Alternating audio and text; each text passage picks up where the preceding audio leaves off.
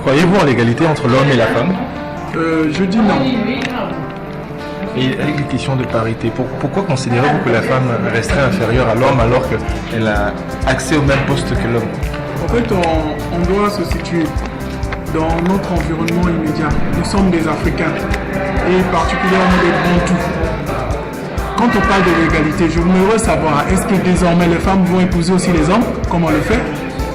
Désormais, on va partager les charges à part égale? Ce sont des questions que je pose aux femmes en ce moment-là. Et c'est déjà en vue, hein, il y a des femmes aujourd'hui, lorsque nous allons au restaurant, qui payent parfois l'addition ou qui partagent l'addition. Payer l'addition un jour ne veut pas dire à tout moment. Ou des femmes qui participent aux charges sociales. Participer, c'est pas en fait prendre les charges à part égale et tout. Participer, c'est autre chose. On peut participer en ayant un petit pourcentage. Et vous ne pensez pas que les femmes sont capables? Parce que d'autres aussi, d'aucuns parleraient du phénomène des marios. Oui, on peut parler de phénomène de marios. Il y a des maris entretenus par des femmes. Oui, mais ce sont des choses qui ne sont pas reconnues officiellement, en fait. S'il faut dire. Parce que même quand c'est la femme qui a donné l'argent à l'homme, d'aller l'épouser. Officiellement, la femme ne vient pas avec de l'argent emmener la dot chez les parents de l'homme. Donc ce sont des questions, en tant que Bantous, qui ne vont jamais exister. Donc pour nous les Bantous, logiquement, il n'y a pas parité. Donc pour vous, la femme restera inférieure? Elle restera inférieure, l'homme restera l'homme. C'est la journée du 8 mars. Quelle est votre opinion? Qu'est-ce qu'elle représente pour vous cette journée? Je trouve que, en fait, pour la journée de demain, il faudrait bien que non seulement la population, mais que le gouvernement aussi arrive à intégrer la femme dans les prises de décision, par exemple, politiques. Et vous pensez que le gouvernement ne fait pas suffisamment d'efforts? Non, pas vraiment. Non, pas vraiment. Vous pensez que vous n'êtes pas suffisamment représenté au Parlement?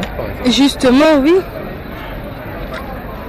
Donc, il faudrait que ce qui est écrit dans les textes doivent être aussi appliqués dans la vie sociale, économique et politique. La parité n'est pas un cadeau. Vous pensez vraiment que la femme congolaise fait des efforts pour avoir accès à ces postes de décision?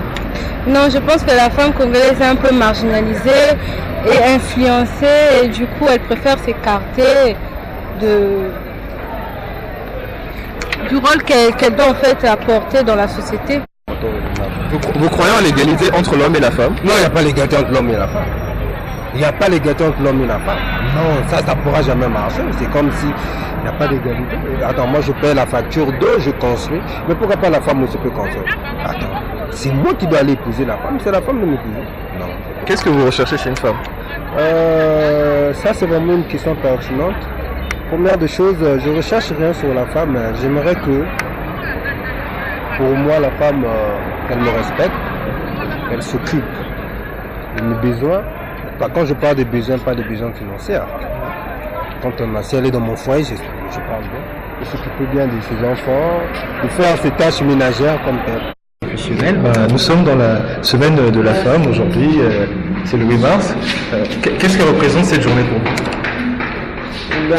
Cette journée commémore la femme. Elle rend hommage à la femme, quoi.